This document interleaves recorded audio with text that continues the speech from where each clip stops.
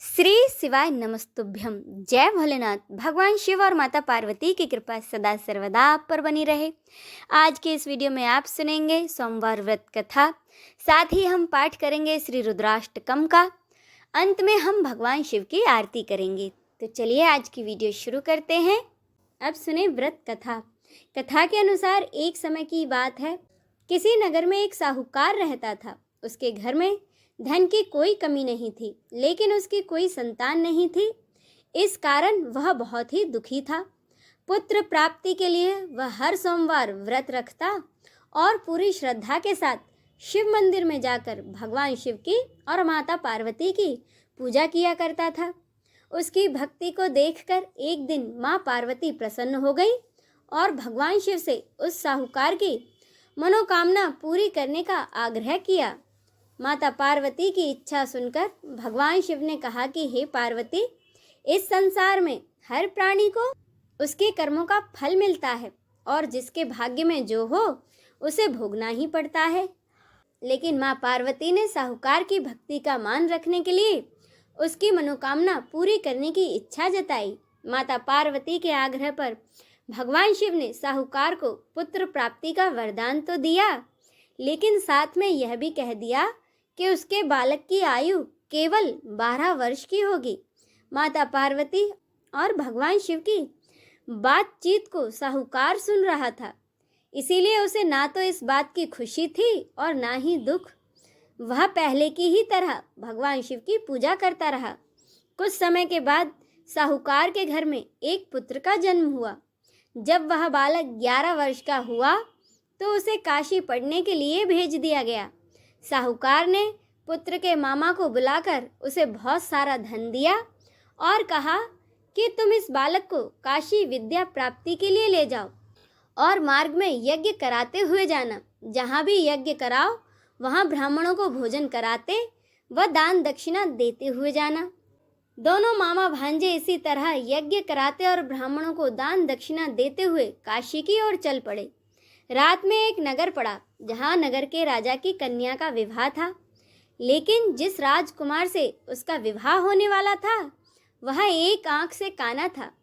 राजकुमार के पिता ने अपने पुत्र के काना होने की बात को छुपाने के लिए एक चाल सोची। साहूकार के पुत्र को देखकर उसके मन में एक विचार आया। उसने सोचा, क्यों ना इस लड़के को दुल्हा बनाकर राजकुमारी से इसका विवाह करा दूं और विवाह के बाद इसको बहुत सारा धन देकर विदा कर दूंगा और राजकुमारी को अपने नगर ले जाऊंगा। इसके बाद उसने लड़के को दूल्हे के वस्त्र पहनाकर राजकुमारी से विवाह करा दिया। लेकिन साहूकार का पुत्र ईमानदार था, उसे यह बात न्याय संगत नहीं लगी। उसने अवसर पाकर राजकुमारी की चुन्नी के पल्ले पर लिखा कि तुम्हारा विवाह तो मेरे साथ हुआ है, लेकिन जिस राजकुमार के साथ तुम्हें भेजा जाएगा वह एक आंख से काना है। मैं तो काशी पढ़ने जा रहा हूँ।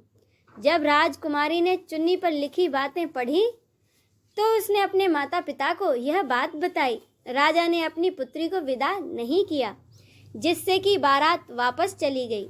दूसरी ओर साहूकार का लड़का और उसका मामा काशी पहुँचे। वहाँ जाकर उन्होंने यज्ञ किया। जिस दिन लड़के की आयु 12 साल की हुई उसी दिन यज्ञ रखा गया। लड़के ने अपने मामा से कहा कि मेरी तबीयत कुछ ठीक नहीं है। मामा ने कहा, ठीक है, तुम अंदर जाकर सो जाओ। शिवजी के वरदान के अनुसार उस बालक के प्राण कुछ समय बाद ही निकल गए। मृत भांजे को देखकर उसके मामा ने विलाप शुरू किया। संयोगवश उसी समय भगवान शिव और माता पार्वती उधर से जा रहे थे। माता पार्वती ने भगवान से कहा कि स्वामी, मुझे इसके रोने के स्वर सहन नहीं हो रहे हैं। आप इस व्यक्ति के कष्ट को अवश्य दूर करें। जब भगवान शिव बालक के पास गए तो वह बोले, यह तो उसी साहूकार का बेटा है जिसे मैंने 12 साल की आयु का वरदान दिया था। अब इसकी आयु पूरी हो चुकी है। लेकिन मातृ भाव से विभोर माता पार्वती ने कहा कि हे महादेव, आप इस बालक को और आयु देने की कृपा करें, अन्यथा इसके वियोग में इसके माता पिता भी तड़प तड़प कर ही मर जाएंगे। माता पार्वती के आग्रह पर भगवान शिव ने उस लड़के को जीवित होने का वरदान दिया। शिवजी की कृपा से लड़का उसी क्षण जीवित हो गया। शिक्षा समाप्त करके लड़का अपने मामा के साथ अपने नगर की ओर चल दिया। दोनों चलते हुए उसी नगर में जा पहुँचे जहाँ उसका विवाह हुआ था। उस नगर में भी उन्होंने यज्ञ का आयोजन किया। वहाँ उस लड़के के ससुर ने उसे पहचान लिया और उन्हें अपने महल में ले जाकर उनकी खूब खातिरदारी की और अपनी बेटी को बहुत सारा धन देकर विदा कर दिया। इधर साहूकार और उसकी पत्नी भूखे प्यासे रहकर बेटे की प्रतीक्षा कर रहे थे और उन्होंने यह प्रण रखा था कि यदि उन्हें अपने पुत्र के मृत्यु का समाचार मिला तो वह भी अपने प्राण त्याग देंगे। परंतु अपने बेटे के जीवित होने का समाचार पाकर वे बेहद प्रसन्न हुए। उसी रात भगवान शिव ने व्यापारी के सपने में आकर कहा, हे श्रेष्ठी, मैंने तेरे सोमवार के व्रत करने और व्रत कथा सुनने से प्रसन्न होकर तेरे पुत्र को लंबी आयु का वरदान दिया है। इसी प्रकार जो कोई सोमवार का व्रत करता है या कथा पढ़ता और सुनता है, उसके सभी दुख दूर होते हैं और सभी मनोकामनाएं पूरी होती हैं। अब सुने श्री रुद्राष्टकम।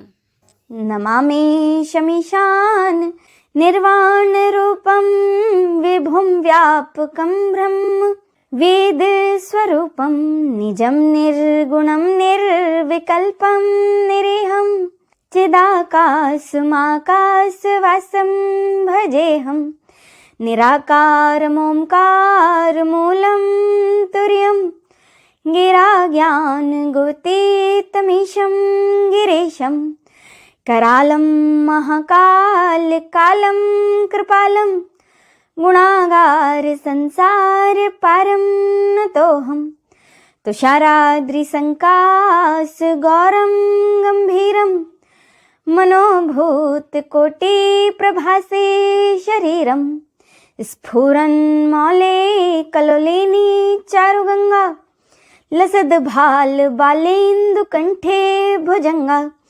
चलत्कुण्डलं भ्रो सुनेत्रं विशालं प्रसन्नाननं नीलकण्ठं दयालं मृगाधीशचर्माम्बरं मुण्डमालं प्रियं शङ्करं सर्वनाथं भजामि प्रचण्डं प्रकष्टं प्रगल्भं परेशं खण्ड अजम्भानुकोटिः प्रकाशं त्रयशूलनिर्मूलनं शूलपाणिं भजेऽहं भवानीपतिं भाव्यगम्यं कलातीतकल्याणकल्पान्तकारी सदा सज्जनानन्ददाता पुरारी चिदानन्दसन्दोहमोहपहारी प्रसीद प्रसीद प्रभु मन्मथारी न यावदुमानाथ पादारविन्दं भजन्ति लोके परेवा नराणं वतावत् सुखं शान्ति संतापनाशं प्रसीद प्रभो सर्वभूतादिवासं न जानामि योगं जपं नीव पूजां नतोऽहं सदा सर्वदा सम्भुतुभ्यं जराजन्म दुःखोगतातप्यमानं प्रभो पाहि आपन्मामीश शम्भो रुद्राष्टकमिदं प्रोक्तं विप्रेण हरतोषे ये पठन्ति नरा भक्त्या तेषां शम्भु प्रसदति इति श्री रुद्राष्टकं संपूर्णम्। अब सुने आरती। ओम जय शिव ओंकारा प्रभु हरि शिव ओंकारा ब्रह्मा विष्णु सदा शिव ब्रह्मा विष्णु सदा शिव अर्धांगी धारा। ओम जय शिव ओंकारा एकानन चतुरानन पंचानन राजे शिव पंचानन राजे हंसासन गरुड़ासन वृषवाहन साजे। ओम जय शिव ओंकारा दो भुज चार चतुर्भुज 10 भुज ते सोहे शिव 10 भुज ते सोहे तीन रूप निरखता त्रिभुवन जन मोहे।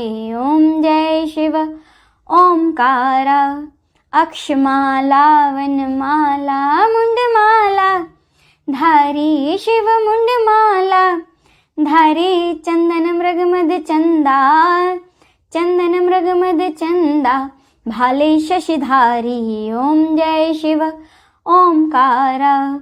श्वेतांबर पीतांबर वाघांबर अंगे, शिव वाघांबर अंगे। सनकादिक ब्रह्मादिक, सनकादिक ब्रह्मादिक, भूतादिक संगे। ओम जय शिव ओंकारा।